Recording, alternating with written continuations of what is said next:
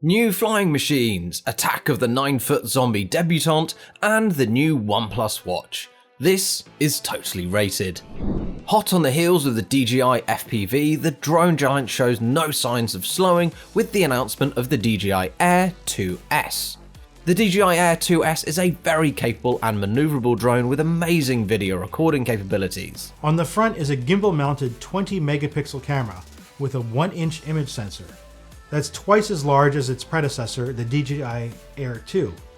Moreover, the Air 2S can record video at up to 5.4K. The Air 2 maxed out at just 4K. TechRadar called the Air 2S a $200 upgrade from the Mavic Air 2 and a $300 saving over the Mavic 2 Pro. The Air 2S has a better sensor than the Air 2. The Air 2S also has more advanced avionics and camera modes, though the Mavic 2 Pro has more collision avoidance sensors and can stay steadier in higher winds. The DJI Air 2S is TechRadar's new favourite drone with a score of 5 out of 5 stars. Tom's Guide is a fan of the new larger sensor, giving it 4 out of 5. Good news for those of you who are into 9-foot tall zombie women with big hats. I am not here to judge. Capcom gave us a second Resident Evil Village demo to all major platforms with access to 60 minutes of playtime next month, with PS4 and PS5 players getting a small early access window over the weekend. Here is GamesRadar on what they think of the game so far. The new Resident Evil Village demo is a tantalising look at what we can expect from the full game next month. You get the chance to run around the titular village, meeting some of the locals, some friendly, some not so much, and there are plenty of clues as to what to expect from the full game. Despite the fact that the demo is pretty short, I finished it in about 25 minutes. You only get half an hour to run around. There is plenty to sort of explore, lots of kind of hidden bits of lore. I love the spookiness of it. I can't wait to meet the big tall busty Lady D later in the game. The next demo focuses on the castle, so fingers crossed we'll get to see her there. There's a lot to find in the demo, which bodes really well for the game, and I just can't wait to get in and play the full thing. OnePlus threw its hat in the smartwatch ring with its OnePlus Watch.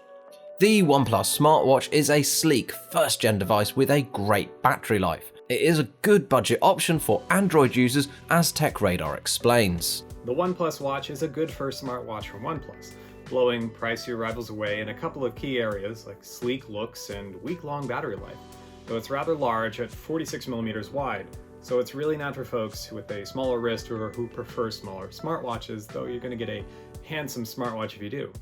However, with a bespoke operating system, it can't load more than the pre-installed selection of basic apps. Its companion smartphone app, which is pretty important, is only available for Android at launch, and its notifications leave a lot to be desired. It's the same icons, they come at irregular times, and so forth. So despite a few software glitches betraying its first-gen status, the OnePlus Watch is a good value for its price. Tom's Guide believes this is a good watch for its price point as well, but has some warnings to people considering buying it. I know that $159 price tag is definitely attractive, but buying the OnePlus Watch right now comes with some caveats. You might want to hold off on a purchase until it gets some key updates like GPS and general performance improvements to work out all the bugs.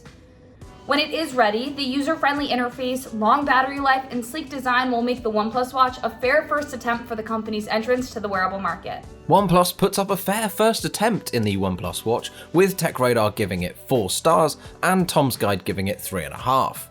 And that's it for this episode of Totally Rated. I'm Tom, and make sure to join us next time for a snapshot of what's hot and what's not in tech and gaming.